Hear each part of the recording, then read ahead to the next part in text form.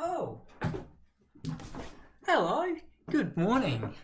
Well, I guess I'm back. So today, let's make some NBA predictions. Stuff it. Let's get into it. Morning, afternoon, or night, wherever you may be around the world. We are here with the annual NBA season predictions 2020-2021 NBA season. 72 games, shorter, condensed, exciting. Man, I'm looking forward to it. I hope you guys are too. So we're we're just going to go through the top 8 for each conference, the finals matchups, and all the awards in this video, and then hopefully reflect back on it at the end of the season, if the season can hopefully get off to the end that we want it to. So we will, with the Eastern Conference top 8, obviously the Miami Heat coming on top in the East last year, or only a couple of months ago, but these are my top 8 for the Eastern Conference, starting at the bottom with the Washington Wizards. I think the addition of Russell Westbrook instead of John Wall, former MVP, will boost this team to the 8th seed, with Bradley Beal obviously only getting better. I think that backcourt is definitely good enough to make the 8th seed and contend with the 1st seed. 7, I've got the Indiana Pacers. It was a rough call putting them in. They always seem to just do well, but then they're not good enough, but they're always good. I think it'll be a pretty similar story this year. 7 seed. A lot of the videos I've seen hasn't even had them in the top 8, but I still think they're a good team with Domantas Sabonis, obviously, Malcolm Brogdon at point. I think the Pacers will sneak in, but how far they go, I'm not so sure. Number 6, I got the 2019 champions, the Toronto Raptors. I think this team is just so consistent across the board. They've got 5 quality players, not superstars, but 5 players. They've built a culture up there. Since losing Kawhi, they were still able to take Boston to 6 last year. Kyle Lowry, Pascal Siakam, Aaron Baines coming in. I think this team is still a very good team, but how far they can go without a superstar, I'm not sure.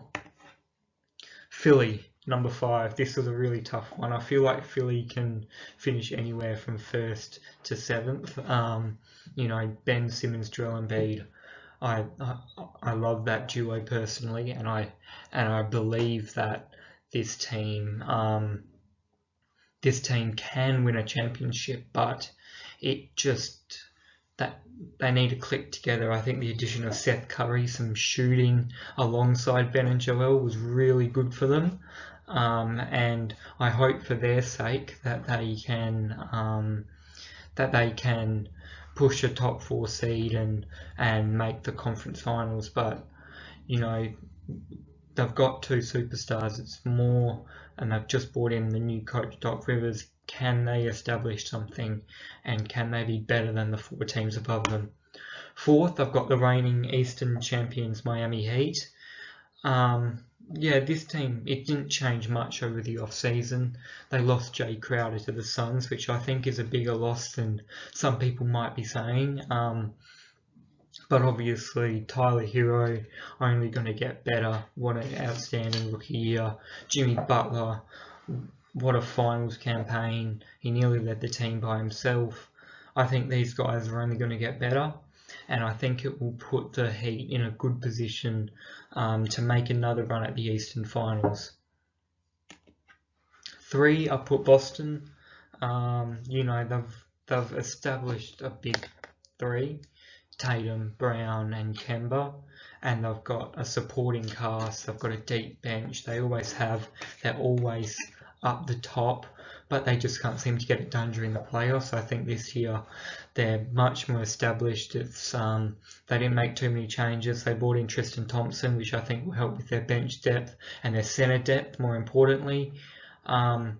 I think this team is very good in all 5 positions, and I think Jason Tatum's going to lift his game to another level this season and lead them to the 3 seed. 2 seed, I put the Milwaukee Bucks. Their off season I think went really well. Bringing in Drew Holiday I think is going to help enormously with the 3-and-D. Giannis obviously coming off 2 straight MVPs. You just can't rule out this team. I thought they brought in some really, really nice pieces to surround him, and I think that they'll be making a genuine run at the title this season.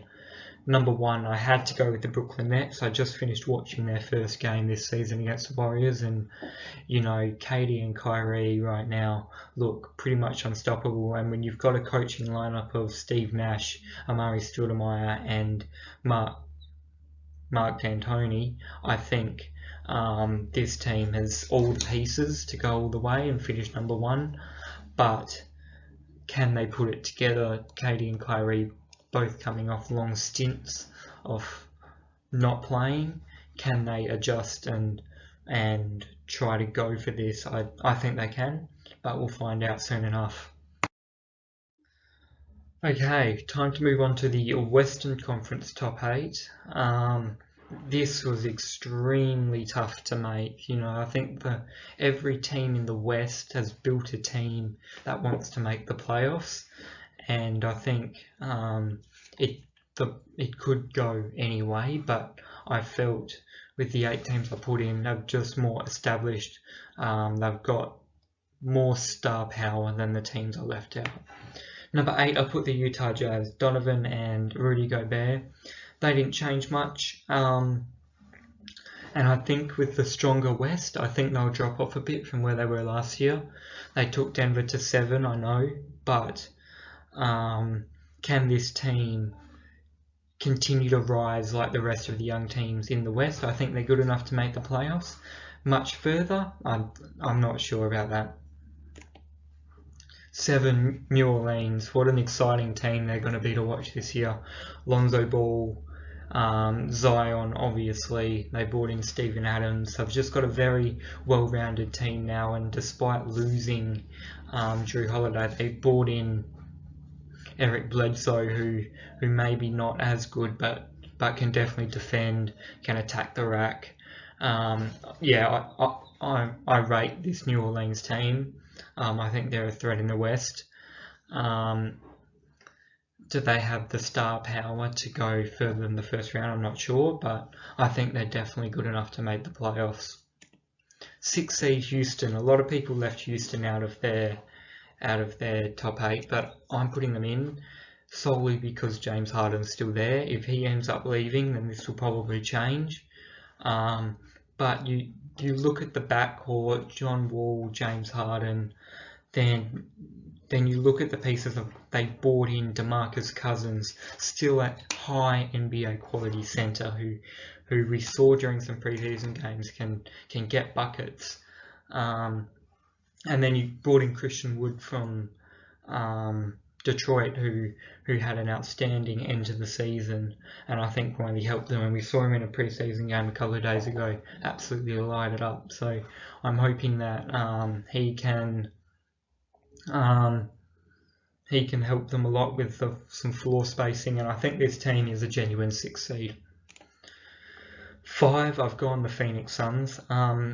It's too high maybe, but we saw what OKC did last year with Chris Paul. Nobody thought they'd make the playoffs. They finished the 5 seed. They nearly knock off Houston in round 1.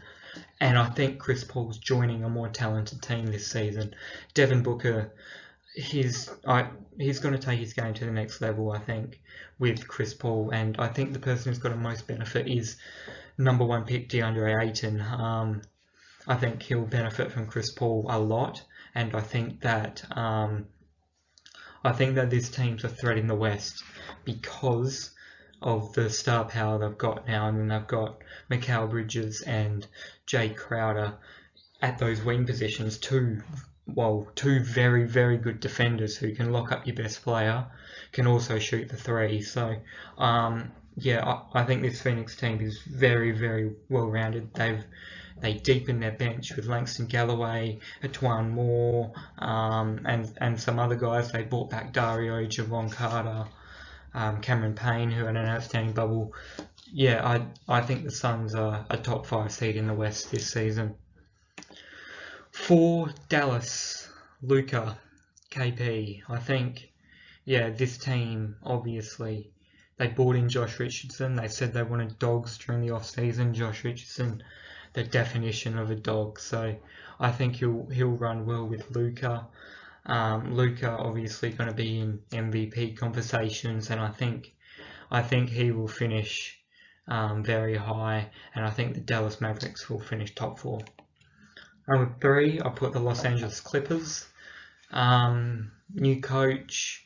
They kept PG and Kawhi, lost Montrez. I don't think they're as good as last year, but they're still good enough to beat the Lakers on a night if they wanted to. Could they beat them in a 7-game series? I'm not sure, but they're still a high quality team with 2 superstars, so you can't really rule the Clippers out, and I think they'll finish at the 3 seed. 2 seed, I'm putting last year's Western Conference players, Denver. I think they're very underrated going into this season. Jamal, Jokic, Skinny Jokic, I think they're just going to get better. And I think this team can genuinely challenge in the West. They've got such a well-rounded team. Michael Porter Jr., I think he'll have the best year of his career. And they've got just guys around Jamal and Jokic that can play defense, hit shots. So yeah, I think this team will finish 2. And 1, I got the Los Angeles Lakers. The Lakers, they got better somehow than their champion team last year. Brought in Dennis Schroeder, Marc Gasol, and some extra bench depth, and only really lost Rajon Rondo, JaVale McGee, Danny Green. So I'm with Kyle Kuzma getting better. We've seen what Talon Horton Tucker's been doing during the preseason. I think this team will finish 1, and I think they're the favourites to go all the way. Alright, Eastern Conference Finals. These are the 2 teams I have, the Bucks and the Nets, and what a series this would be if it happens. KD versus Giannis. I think these are the best 2 teams in the East. I think they're built to play in big games, and I think they'll be there in the Eastern Conference Final. West, I've got the Battle of LA. Denver, I wanted to put you there, but I don't think the Clippers are going to let it go twice in a row. Lakers, I think they'll cruise their way to the conference finals at least. Clippers, I think it'll be maybe a struggle, but I think they'll get there. Alright, awards time. MVP. I've gone with a Smokey because I want it to be different. And I think this player has a genuine chance, especially if this team plays well. And that's Devin Booker. D-Book, if the Suns finish the 5 seed, he'll be a huge reason why, and I think he'll win the MVP. I think he'll be an all-star, but I think he's got a genuine chance. He's playing, well, hopefully he's going to play on a winning team. He's going to put up his numbers, I reckon. I think he'll average 29 plus. He can play off the ball more with Chris Paul around now. He's got DeAndre Ayton. I think this guy has potential to be an MVP this season. We saw what he did in the bubble. Second in the MVP during the bubble. I think he's got potential to go all the way this year. Again, it's a Smokey, but that's who I'm going with. Rookie of the Year. I had to go with my guy LaMelo Ball.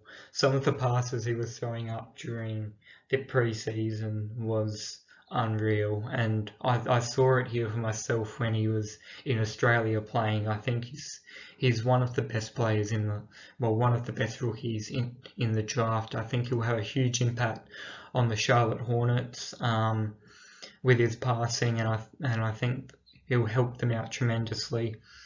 yeah, so LaMelo Ball's my rookie of the year. Six man, tough one. I was thinking Dennis Schroeder, but I think he might start at PG, so I went with Caris LeVert, who's going to be coming off the bench this year. He's going to have a much different role, but a much bigger role for him. He's going to be he's going to want to carry that bench off in scoring, so he'll have more freedom to do what he wants when he's out there without KD and Kyrie on the floor. I think Caris LeVert will be a huge factor when he's on there, and I think he'll win six man. Most improved, I've got Shai Gilgeous-Alexander. He's lost Chris Paul. He's the number one option on this OKC team, this young OKC team, and I think his numbers will rise dramatically this year, and I think he'll win the most improved. Defensive player of the year, I had to go with Giannis. He's he's underrated on defense. Really, the blocks he gets, the effort he puts in on defense is outstanding, and that's why he's won 2 straight MVPs. I think he'll lead the league in blocks, and I think he'll win Defensive Player of the Year. And finally, the Finals MVP. So this is also I guess, who I think will win the Finals in the end. I've gone with Kevin Durant, and I think the Nets will win the Finals.